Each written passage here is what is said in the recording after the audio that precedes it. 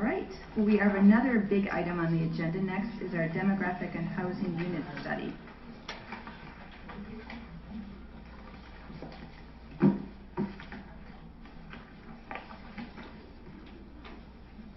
Matt, do you want to give just a brief intro for Hazel? Absolutely. Absolutely.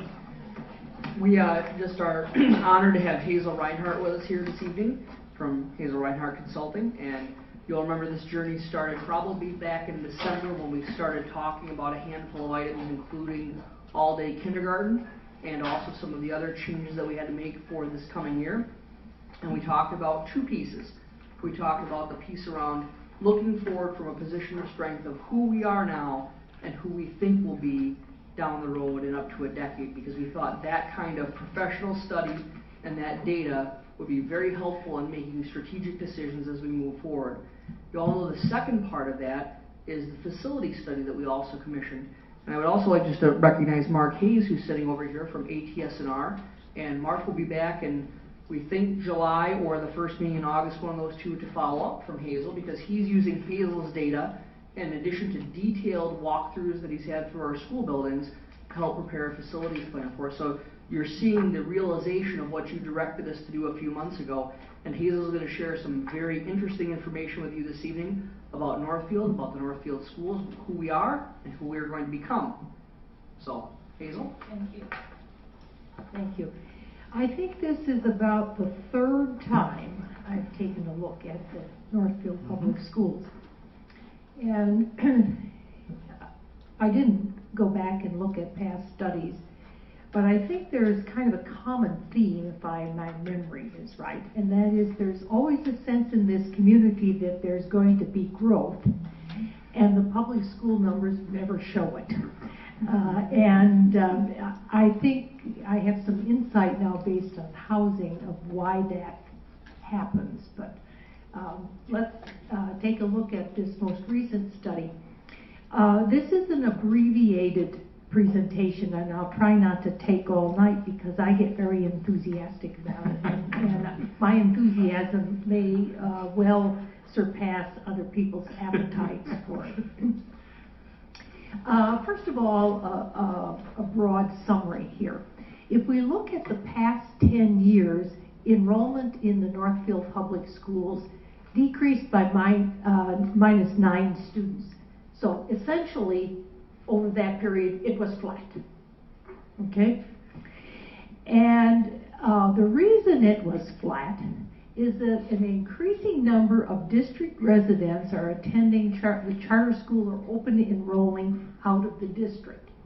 Now, I want to make it very clear that open enrollment into the district is larger than open enrollment out of the district.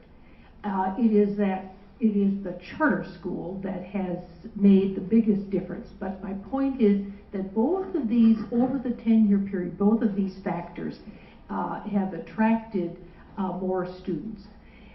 And then, well, the picture is a little mixed because the last couple of years trended downward a little bit, which may or may not be real.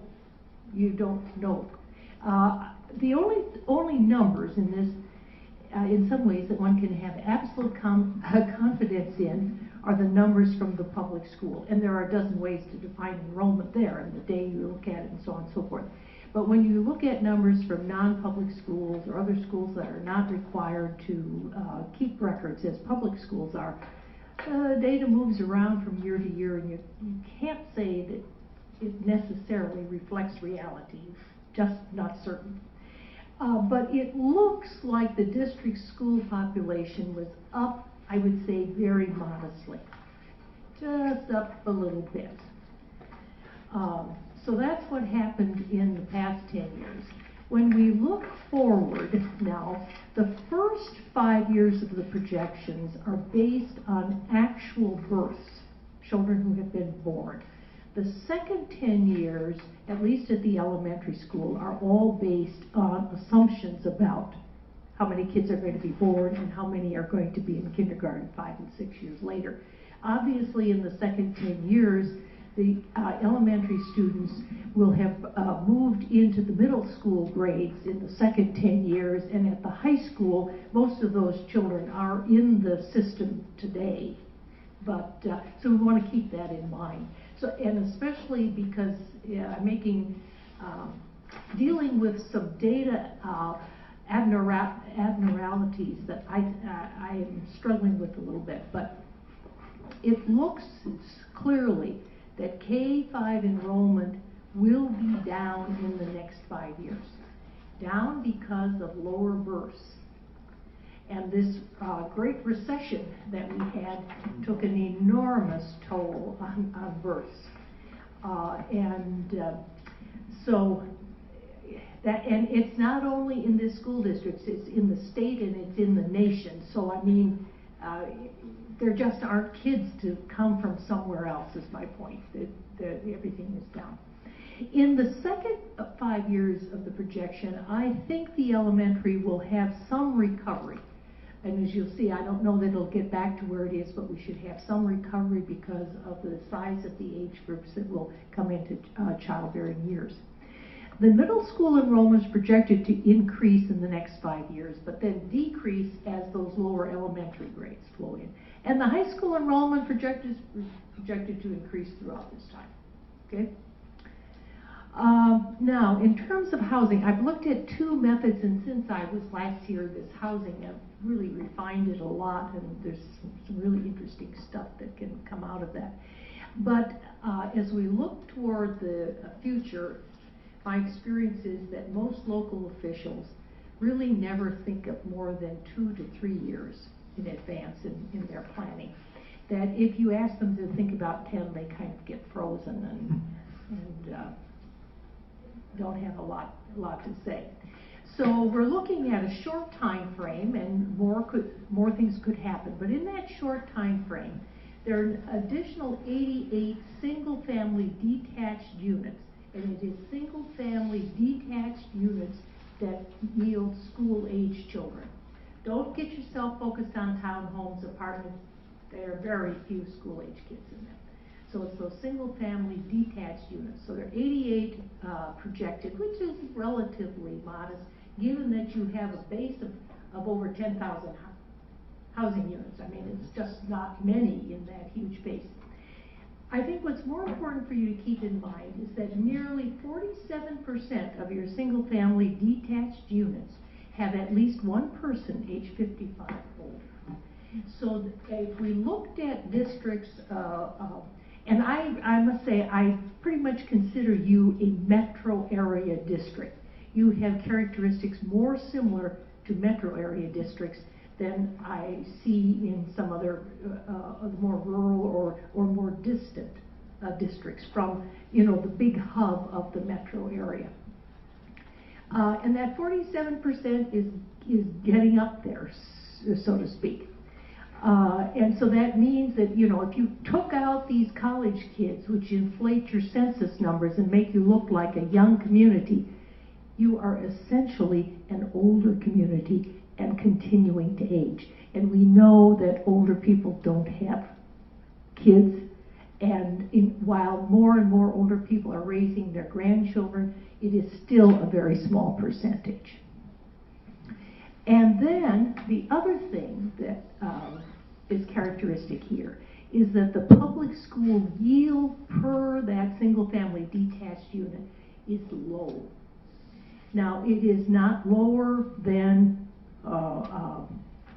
other districts in the metro area, but it's not like the suburban districts of Lakeville or the like. It's more like the West St. Paul, St. Louis Park, those inner ring suburbs also have these same kind of characteristics, and they're also aging populations. So you start out with not very high yield, and then you don't have much new development because everywhere in Minnesota, Wisconsin, Illinois, where I have worked, it is brand new units that produce school-age kids. So, you know, that's the issue here. We take a look and you can see how flat enrollment was. I analyze it like any demographer would. You add people, we call it natural increase, decrease, by how the size of the incoming kindergarten class compared to the previous year's grade 12. These are negative numbers, and they're negative numbers in part. This is artificial because you have an inflow in at the 6th grade or 7th grade here at the middle school, and then again at the high school, so that you have more kids graduating from high school than you had starting out at the kindergarten. So that affects these numbers. But if you'll notice, from 2011 to 2012, that was a -11, and now it jumped up to again a -91, which those numbers vary, bounce around a bit. And the net migration is also a bit artificial because it doesn't represent people moving into the district. It represents this inflow of kids who are already present in the district, moving from the charter school or non-public school into the Northfield Public School. So it doesn't tell us particularly what we would like to tell us, but look at the last 4 or 5 years. The numbers have been relatively stable recently in that net migration in, compared to the wild sort of bouncing around prior to that. If we look at how Northfield Public Schools compare with the state for education choices, and for reasons that are a mystery to me, the State Department can't seem to get more recent data put together. And I called them, and they told me what I might do to do it, and I thought, if you can spend the time to tell me how I should put it together, yeah. You could do it in that amount of time. I probably shouldn't be so candid, but anyway, what you see here is that a much smaller percentage of your resident students in the district attend a non-public school. Smaller in the traditional non-public school, a little higher percentage in the homeschool, but basically overall much less than statewide. In the public options, 7% of your student body are non-residents to this district, and about 3.8% of your resident students open enroll out. But about evens out, I suppose. Compared to statewide. Charter schools, you see you have a higher percentage, 5.9 versus 4.1. Overall, however, you have a little higher capture rate of what we think would be the overall number of students you could take than statewide. And that 81% is kind of, again, pretty typical metro area percentage. Here's your enrollment. There are two things that I look at here. One, when we look at migration, see we follow the grade as it progresses through time. But I always like to look at what's happening at kindergarten. And you see in the 10-year period, we have this is the same, then it bounces up, comes down, then it's back down to where it was, then it's up a little bit, back down, up a little bit, up a little more, back down, now less than it was here, similar to what it was in some of these others. So it's moved around. The trend basically is it's not going up. Okay? The other key thing is to look at this last column here. And what we can see here is that we have fewer kids here than we have here, which we would expect because we know we have an inflow. But as we parse this down here, we can basically see that we have fewer students on average in those elementary grades than we have in the others. And that's kind of a predictor that enrollment is going to go down unless more students move into the district or fewer choose alternative choices. And here what I do is just, it looks on the average, this is simply taking those grades and adding them up and dividing, so it is a true average. 269 students is the average K-5, 304, 6 to 8, and 307, 9 to 12. And what is interesting about this school district, we'll see it later, is the inflow is at middle school, not at high school. And this distribution suggests that enrollment will continue to decrease if kindergarten remains near its current level. We have to have a real kick up in kindergarten. Now, births. What I'm showing you here are calendar years, and they are resident live births. And there's those words have particular meaning.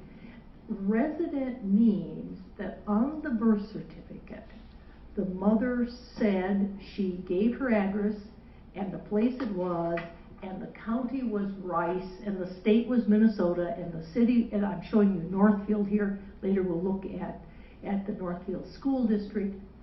And you can see here how we had in 2007, we had the largest number of births in the state of Minnesota and in the nation since 1964. However, in Minnesota, this number was much, much smaller than it was in 1964. So even though it's a larger number, it's still small by comparison, but you can see what's happened since. Okay? Rice County, on the other hand, peaked out in 2006, not 7. And if you look at this, basically births are higher than they were early on. The city of Northfield, however, went up, but now this number is not that different from this one. About 10, 13 births. So what this tells me is the births in Rice County are occurring somewhere other than in the city of Northfield. Okay.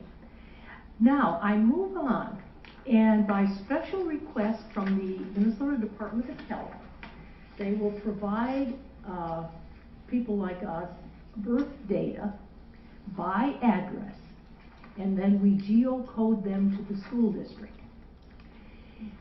Now there's one caveat. In the numbers you saw in the prior table, every birth is included.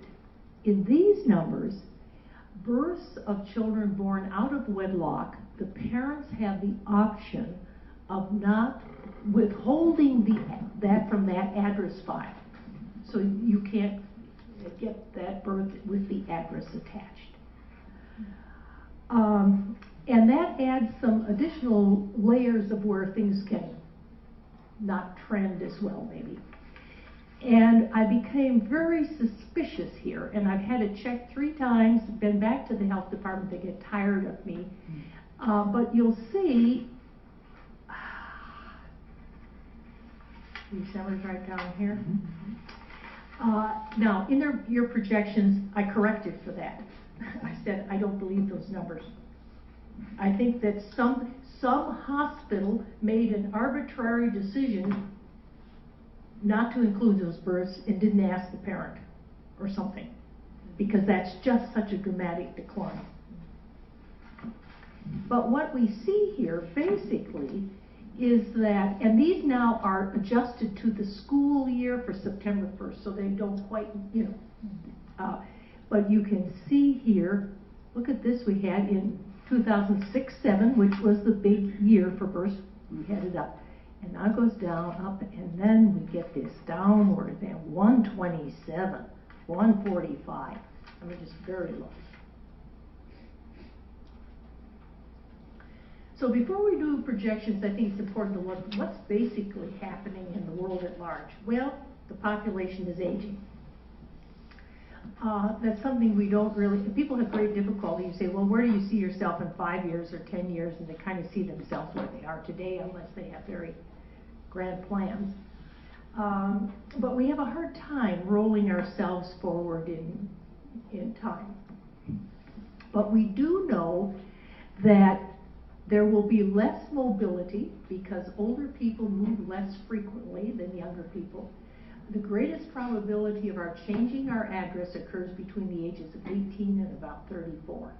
And after that, we don't move very much. We are going to have a decrease in the school-age population per household, and most significantly for school districts, I think that it just means increasing transportation costs. And for parents, it means even more play dates. because you don't have kids in the neighborhood. You have to drive rather where there are the kids. We're going to have a shift in the size of the adult age groups, which will probably result in less demand for single-family detached housing, because we're going to have, it's estimated that 60% of the increase in the adult population will occur in the population 65 years of age. So, and my point in all this is, don't look at the past decade in the roaring days of housing and think that that's going to bounce back and we're going to see that carrying on. No, because we're entering into a different era. We do expect more bursts this decade, meaning running up, let's say 2015, 17 to 20, and especially 2020, 21, 22, as we move into that later time frame, largely because of that large Gen Y or millennial population. And they will be in their prime childbearing years, and we do expect more births.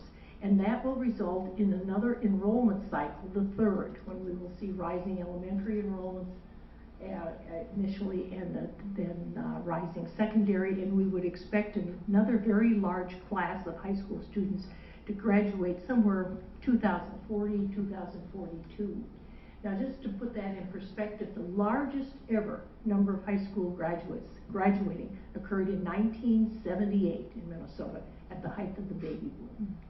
The second largest was the spring of 2009, and it was substantially fewer, but it's the second one. So we're saying that it will trend down, then we'll get a little upswing again in the 2040s. Probably not many of you will plan to be on the school board to see that. I probably won't be alive. Not going to be here. I resemble that comment. Me too. So my point is to have us understand we're looking out into a future that we probably won't personally see. Now I'm going to project enrollment via two methodologies. The cohort survival is a very traditional way of projecting population, and its advantages is that we have projections by grade. It reflects the recent burst and the current grade sizes. And that's especially important when you look at individual schools, because you can have larger grades, classes in certain grades, and smaller, and that will affect it. However, it's difficult to calibrate your survival rates to reflect the additional housing units, especially if there are a large number of units. So that, great strengths to this method, but some weakness. Okay, so the biggest challenge when we start out with cohort survival is to get a fix on what we want to project kindergarten to be. And I'm looking here now at the district pool numbers that we saw earlier. See these low ones here? I've adjusted them back up so that they are in ratio with the city of Northfield for what they were in this period of time. Okay. But these percentages move a lot, which tells me that even though you have competition here, basically you have a relatively high percentage of students who enroll in kindergarten who were not born in this district. Now the last few years here, well, about here, bounces around some, but this is a whole different era up here. So we're looking at this, still a little more than I might like, but that's what it is. But you can see now, based on this, we can project kindergarten class to 2018-19. In kindergarten assumptions, I made the assumption that the low would be 110%, and that's based on an average of a certain number of years, and a high at 112%. And then for the last 5 projection years, I patterned it after the state demographers' projections for Rice County births, which happened that were not projected particularly accurately because the births are currently 21.5% below what was projected. So I adjusted for that, and then the Northfield Public Schools are about 29% of Rice County births. So that's how I got into the births for the last 5 years. And here are the kindergarten projections. You see the 235, which was the 2013-14, the fall enrollment. And then at 110% of that pool that we saw on those previous tables, this is what kindergarten would look like. And at 112%. Not a big difference, but some difference, and we see it makes a difference of about 40 students over time. But these, over the 10-year projection period, we have fewer kindergarten students projected than we had in the previous 10 years of the past. So that tells us a great deal about why enrollment is likely to trend downward. If we look at this net migration number, what makes Northfield somewhat unique, I don't know what happened here, but a lot of kids found their way into elementary school that weren't there the previous year. But you see, you have your big increase here, and that's the flow in. And then you get some of these small years versus some of these huge ones. So this tells me that there's a core of students that are obviously here throughout, but there are a fair number of students that are rotating in and out of this district. There's mobility going on at a fairly high level. This shows us what happens from grade to grade, and you can see you don't have a lot of kids. There's a couple of these outliers here. But you don't have a huge movement from kindergarten to first grade, which suggests that you didn't have a lot of students who were attending some kindergarten alternative, Montessori school, a church nursery school, or something, staying there. Again, these numbers tell me there's turnover, there's mobility that's going on. But then see, here you see from grade 5 entering into grade 6, pretty substantial number, except I don't know what happened here, what they decided to do, or there weren't many of them. And that on average, these numbers are much larger than the numbers of students in high school. So, and then you see we have these numbers we've seen here. So I'm now looking for survival rates, which is a way of combining both the movement and the very low probability of death in the school-age population. The past 10 years produces the lowest projection, the past 3 years the highest. And we can see here, for example, that this was, it's 2.4% is the inflow. If the same number of students in kindergarten, the same number, appeared in grade 1, it would be 1.000. So to have 2.4, that's the increase. And you see here it moved to 3.7. Here, this was just a slight loss to just a slight gain. This is basically the same. This has picked up a little. This picked up. This one is down a little, but this picked up quite a bit here. This is about the same. This picked up a little bit.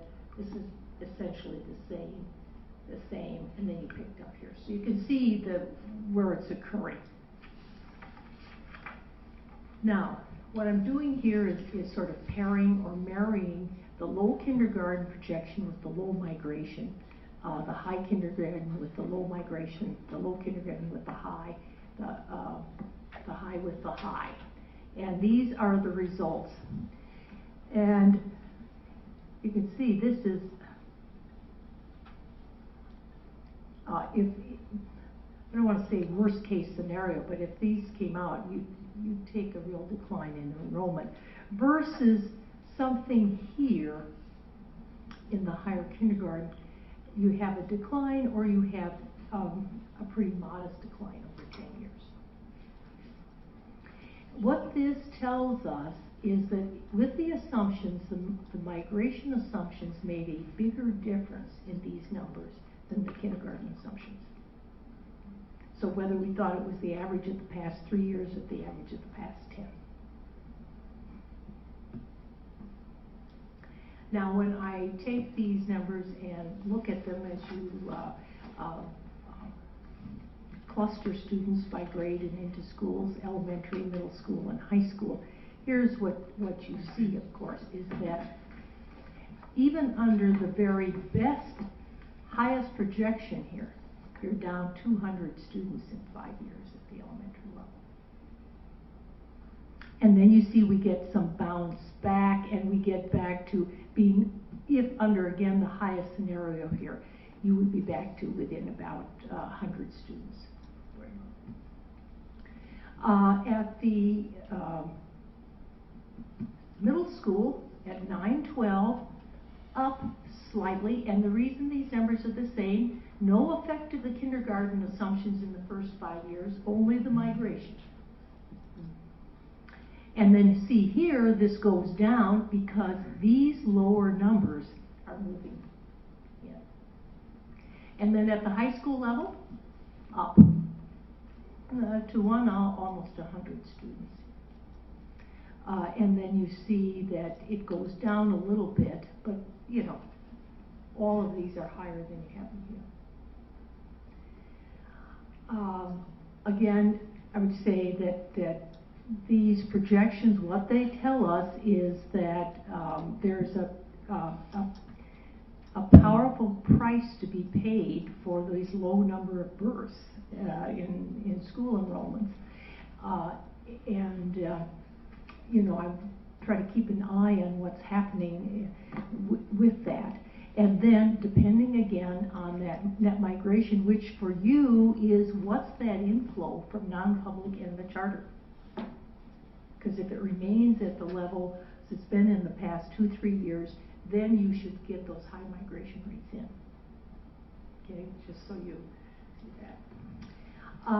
And then I made projections by the elementary schools, and here I use the high kindergarten and high migration assumptions because I want to see the maximum number. Because for physical plant, I've learned over many years, you look at the highest number, and when you deal with money, you usually look at the lowest number.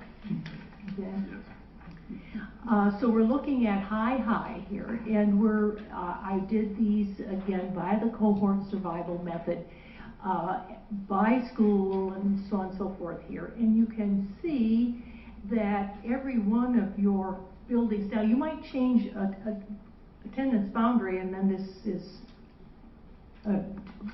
meaningless here, but you have the smallest numerical decline and the smallest percentage decline at Greenville Park.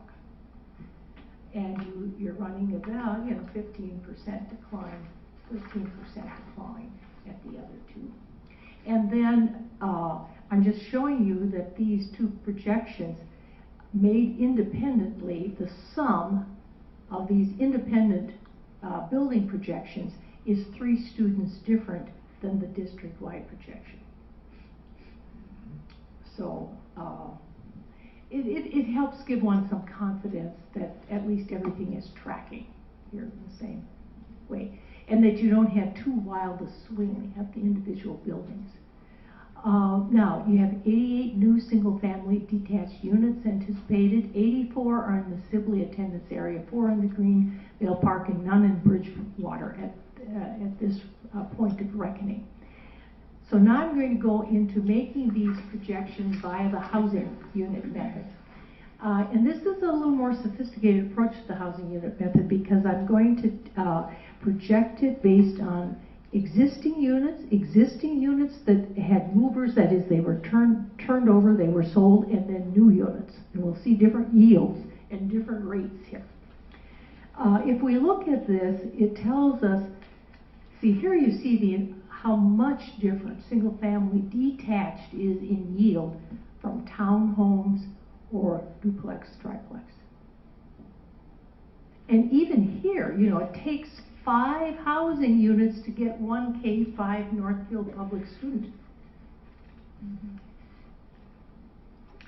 So that's the importance of that single-family detached. Now when I look at and this we're getting now from the tax records. Rice County and Dakota County tax records here. And we're looking at units, and how many of them sold in this period of time. And 7% in Bridgewater, 4.7 and 8.7. Anything over 4% I consider high. So this has been a very brisk housing market. There's been a lot of turnover. This is the kind of the guts of it in the single family detached unit. Here is the yield. These units were in existence pre-2011. And in the Minnesota property tax file, you know the year the unit was built, you know the year that, you know what type of unit it is, whether it's detached, single family attached townhomes, duplex, triplex, all that sort of thing. Plus you know the market value, whatever how accurate you think that may be. But what did I do here? I screwed it up, man. No problem. It's over here helping you. That held the finger on the button too long. Yep. Click, click. It's going around. Yeah, you want that one, then we'll go to the next.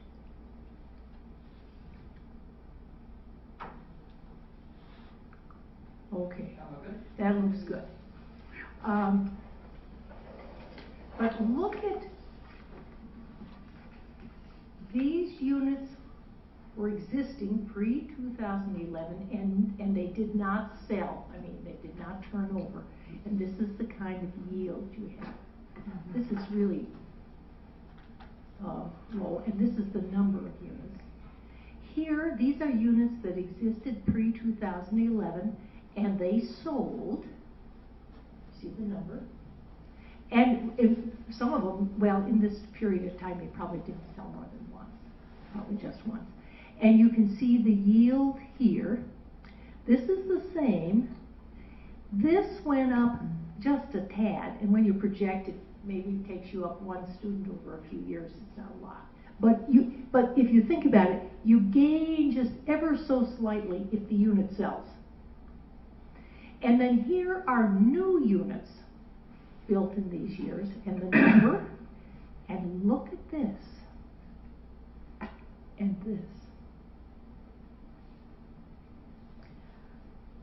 So you can see how important new units are in gaining students. In Greenvale Park, it didn't go up. Well, no, what am I saying? It's up too. But it's not in the realm, but this is starting to get significant if you rolled it over time. So everybody understand how this all works? So I made projections, both methods, and I'm going to compare them now at the school level. Remember that the cohort projections include non-residents. The housing units are for resident only, because if you had to be a resident of the district to be geocoded to an address in the district.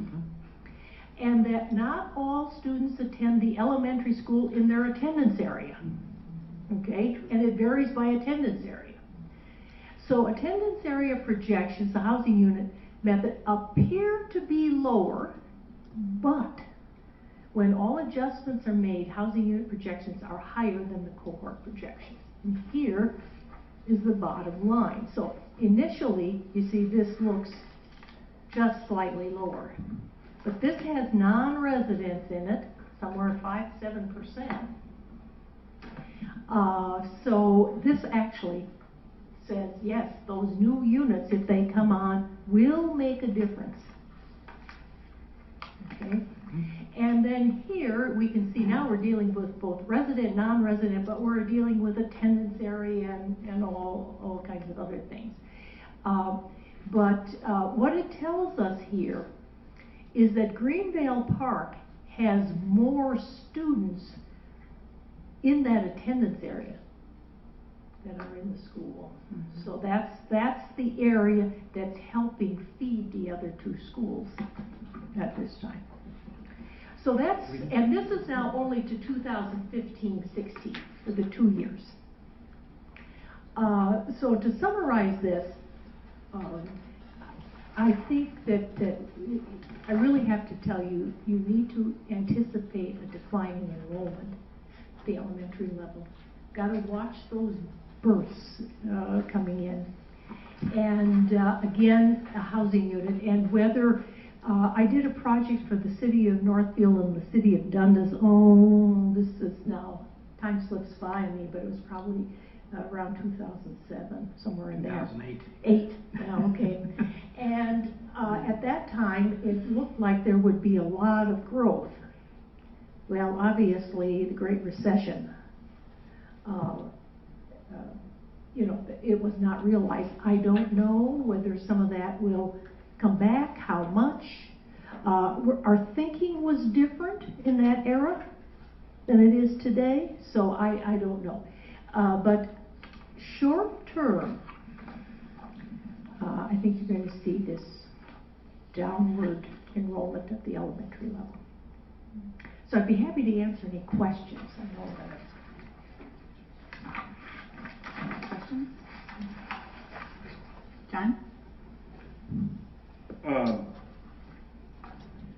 Where is the population growth in this area going to be in? What age group can we expect it? I mean, in the 80s, 90s, 2000s, it was clearly retirees moving into this area. What sort of population? Where can we expect to see a population grow, or are we expecting the population of the whole area to stay flat? No, I think the area will grow. Well, here we come to a whole philosophical thing. There are people who would argue that growth is going to concentrate in Minneapolis, St. Paul, and the nearing suburbs. I am not inclined to believe that long term. I think the reason we're seeing it today is because we have a very large population in their 20s and 30s.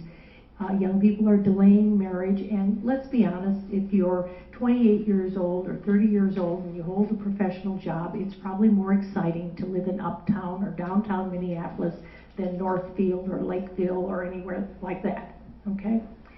I see no reason to believe that once people have children, they will not continue in the behavior they have demonstrated for 50-some years or more, and that is to look at places with excellent school districts. I mean, the choice people have is an excellent public school versus having to pay for an expensive private school or not quite as excellent school.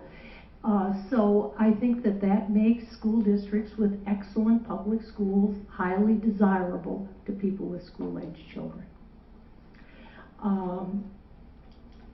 There's no evidence at this point in time that gasoline is going to be exorbitantly expensive, which makes commuting still a reasonable value for people. I would anticipate there will be some job growth in Rice County. I don't know how much. I mean, that's a whole nother matter to calculate. But the school district's proximity to the metro area, with the Dakota County line being here in the school district, you know, it really is. The district itself is really kind of a metro school district, and people move along that line pretty readily. Now, for older people, Northfield is powerfully attractive because you have two very premier colleges here, which means there's a very active cultural, intellectual life here in Northfield, with still a small town community that you can be engaged in. So, I mean, those are the pulls that one will see. And these colleges, especially St. Olaf, a school that has produced more people who have probably graduates alums who have stayed in Minnesota than Carleton has on average, that probably remains a very powerful magnet to do things and participate. And more colleges are programming things for their alums or other people because it's one of the ways in which you can attract and solidify contributions from your alums. So that said, it's kind of, I'm saying on one hand this, on one hand the other thing, but I think that it's a community that remains very attractive to older people, but you know, if you maintain a very high quality, high performing public school system, you are and will remain attractive to people with children. Other questions? I have one, if people are quite ready. So in terms of, there's numbers, but I wondered if you had any ideas on demographics, for instance, poverty. If you had a population that was 70%, you know, free and reduced lunch is one of the measures that we would use, versus a population that's more like a quarter. And that, while you have the same number of students, we know there's this poverty gap in terms of learning, so in terms of resources, it changes how we look at things. To make those projections, in my experience, the definition of who's eligible for free and reduced lunches changes. Mm-hmm. It's you know, it's not a hard and fast line. It's sometimes by how many resources are available, so on and so forth. I've made projections in school districts where everybody gets a free breakfast because, well, they're just doing free breakfast, and anybody who wants to have a free breakfast can have a free breakfast, things like that. To make those projections, there's a very, very high correlation between the free and reduced lunch and race ethnicity. So you really need to make the race ethnicity projection first, and because there's a big correlation there. Now, needless to say, what we're seeing everywhere is increasing racial ethnic diversity, and with it, especially, I would assume here we would see Hispanic population, perhaps, maybe some Somalis. I know a little farther south we have this, and these are immigrant populations. They are disadvantaged English language. They're speaking and like the language, which puts them at a disadvantage. Most immigrants really do sacrifice their first generation to get the leg up. So I would anticipate that you would see the population in need of free and reduced meals and in need of extra support and learning to increase. Can't tell you standing here just what percent, but I would say it's likely to increase, very high probability it will. And to bear in mind that as you go north here, Lakeville is still a very predominantly white non-Hispanic district. But when you get to Burnsville, you have 35% minority. Even as you go east to Rosemont, Apple Valley, Egan, the percentage of non-white population goes up, and in some attendance areas, it's really, you know, substantial as well. So I mean, it's then if you go a little to your west to Shakopee, Shakopee has a fairly large Hispanic population, and it also has a large number of Russian immigrants. So I mean, and the other thing, the kind of housing you have pretty much determines this. I often say to school districts, you cannot be what your housing is not.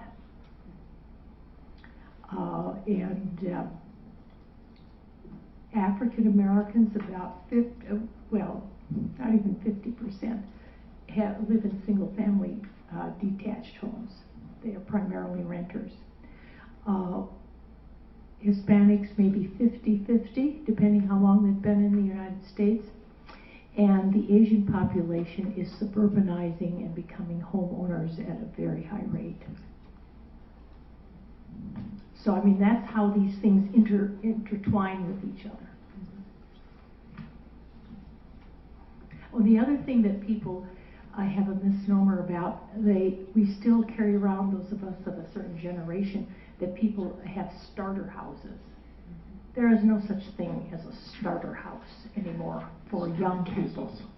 Yes, they either are two educated people with good jobs and they buy in advance of where they are, you know, at 28 years old they'll buy a 4 or 5 bedroom house because they probably will have children in a few years. Or you have people who have not done as well, or not as well educated, or they've had great difficulty finding jobs commensurate with their education, and their incomes are modest. But everywhere in this three-state area of the upper Midwest, more expensive homes yield more public school kids than less expensive homes. And I know that is counterintuitive, but that is what happens. And in here in Minnesota, it isn't until the home is at about 1.5 million that you see a decline in public school yield. I mean, some of the highest yields come out of those houses at 750,000. And does your data show that there's a greater yield and greater student growth in the Dakota County parts of the district? And is that why you're projecting a We haven't higher looked yield at in that. Grenville? No? I haven't looked at that. Okay, but you were showing a greater yield per new house in the Greenvale part of the No, district? actually, it was in Sibley. Bridgewater. Sibley. In Sibley, yeah. Okay. Yeah, and I guess just anecdotally, I guess in our neighborhood, in the old part of Northfield, the Sibley district part, what we've seen is the houses that have been occupied by families for 40 or 50 years have now been turning over with, you know, groups of with new families with 3 or 4 kids who weren't born in this district but moving in here, but also a lot of them wind up going to the charter schools as well. So, yeah. And then they're sorry. probably going to decide that they need to remodel the house. Right. And add something. Right. Yes. I mean, so they took a house that was more modestly priced, and by the time they're finished with it, they've almost doubled its value. Which price? You know, so I mean that's what's happening today. Other questions? Bill? I'm not sure I know how to answer this question, but let's try. Northfield is significantly attractive to older people moving here. Will that distort the numbers of the statistical numbers of the families who have children in the district? Because it is such a high percentage. Yeah, if they decide to go into single-family detached, but I would venture to say that more townhouses will be built and maybe even some modest-sized apartment units to attract that older population who want more of a turnkey lifestyle. They don't want to have to deal with the issues of snow removal in the winter and the like, because they may want to spend a month or two in the south.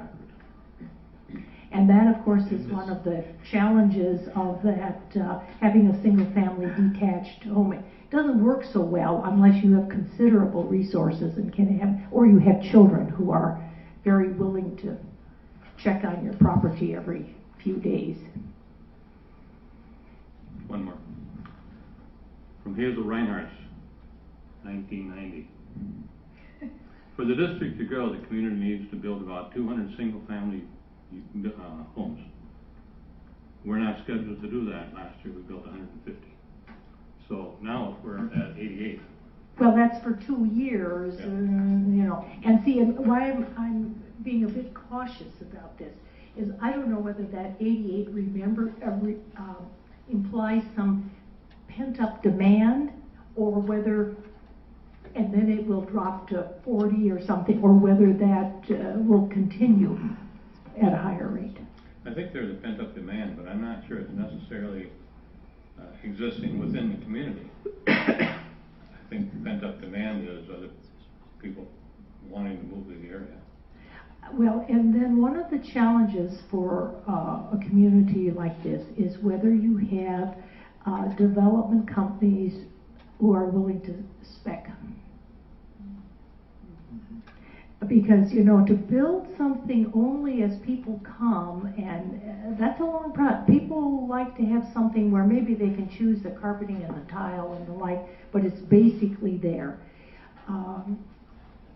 So I think, you know, that was what was fascinating about the period pre-2008, because there were some large developers holding tracts of land, and it appeared as they were going to be willing and had the money to do some spec housing, you know, put it up and see who would come. And I don't know whether it's not as robust, but that's what it would take. And then depending on their age, you know, whether the demand will really be for some form of townhome for that population.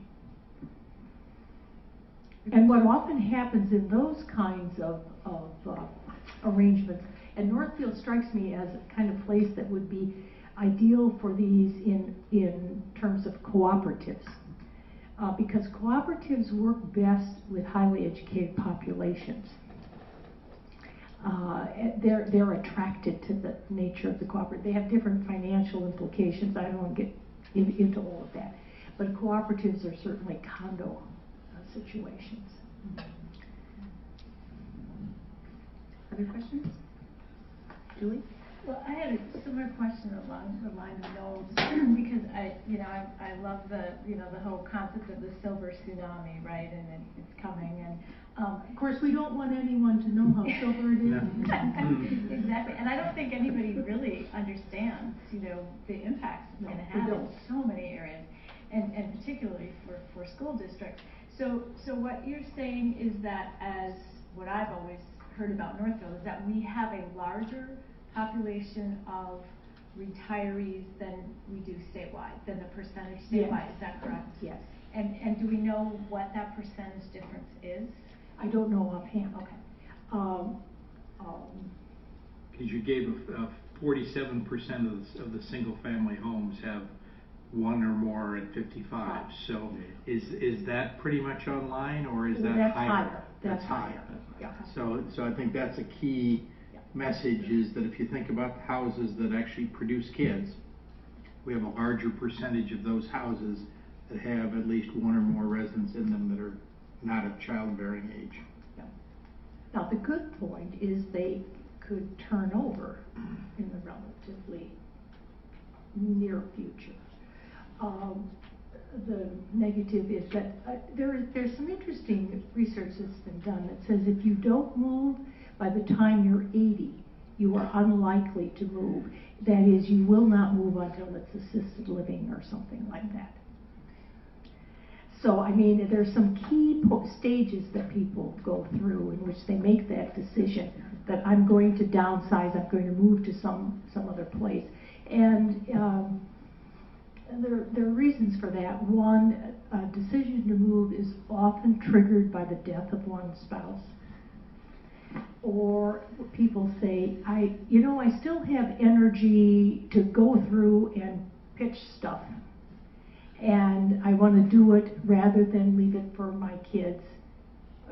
Or for me when I'm 90 and I know I'm not going to have the energy and stamina to do it. And I anecdotally know people who talk like that, said, I have to do it now, I didn't want to leave this, got so much stuff. This is often professional people, they haven't purged their papers, they have lots of books they had for their professional life, shelves and shelves of books, and to try to take care of some of that. So, but there are some really key ages. Now, we could do some more fine-tuning on this. We've used 55 is a good thing. I have a project right now, both with the Edina School District and the City of Edina, And for the city, we're actually looking at people over 75, people over 85, that sort of thing, as they fine tune it and provide more services, looking for a variety of things. So there are a number of things you can do with these data. Thank you. Other questions? I have just one last piece, Hazel. We talked extensively about the concept of migration and the fact that the situation that we have in this district that is somewhat different is that we have a higher population of students who are choosing to go to a charter school because we have two of them located right inside the system. And that really our only saving grace is that we have a significant number of open enrollees that are coming from other districts. And the charters do not operate middle schools and high schools. Well, one One does is- and one doesn't. Okay. But one's an elementary, one's a secondary. Okay. And we don't necessarily get kids who just naturally move from the elementary charter to the secondary charter, because the group and the kinds of students that really fit are maybe a little bit different. Right. I guess the question I have is just simply, have we been able to, as you kind of look at this piece, how difficult is it to really gauge the impact of open enrollees in this whole process, because of the fact that the choices there, they're not residents, they're not living in the district, they don't necessarily work in the district, they've just chosen to drop their kids here or put their kids in daycare here, and then they arrive at our doors. Has the district made an effort to attract non-residents? Not nearly in the way like a Minnetonka or a Hopkins has done, Okay. or an Edina has done, where they've gone out and done, we've not done any full-scale kind of campaign to do that. Well, I'm not suggesting you do that. I'm just saying that those efforts usually make a difference. I say usually because they have to be accompanied by something unique that people really want to avail themselves of. So in some areas, and you've named some of the districts that have reputations of being very aggressive in attracting students from other districts. There are other factors I would submit to you that are involved with that phenomena. School district boundaries, as you know, are not rational, and they're not rational by 2014-15 standards. Those are decisions made probably in the 50s and 60s by many times farmers who were, whatever. Draw the boundary, yeah. So as in the metro area especially, you had school districts that the people who lived there lived in several different municipalities, and so you had this kind of cross-identity of what to identify with. And so one of the key things, I think, in attracting students who are not residents is the extent to which people want to identify with Northfield. Because where your children go to school or where they graduate from high school is a powerful factor of people's identity. And that's why, school districts fight so hard not to merge with another school, because they lose that identity. But those would be things that you might think about. Okay. And then the other thing I would suggest is that you analyze where those open enrollees are coming from. How far away are they from your buildings? Yeah, we have that data both ways, both in and out. So. Yeah. Thank you. That's the kind of thing I would look at. Well, thank you so much for your time. This was fascinating. Gives Mark a lot to think about, doesn't it? Yeah. Yes. Thank you, Hazel. Thank you.